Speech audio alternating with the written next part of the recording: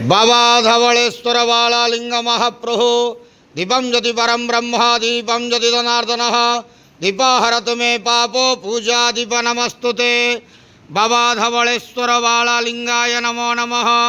संसार सुखी रखंतु।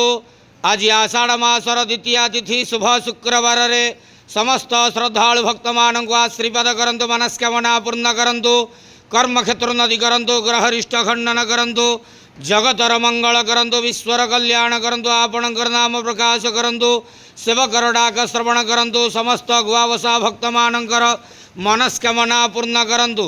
महाप्रभु धवलेश्वराय बालालिंगाय नमो नमः। संसार सुखी रखंतु, आनंद जवार हरि बोलो। आज आषाढ़ मासर द्वितीया तिथि शुभ शुक्रवार रे समस्त श्रद्धालु भक्त मान को आशीर्वाद करंतु, आनंद जवार हरि बोलो। ओम नमः शिवाय महारुद्राय।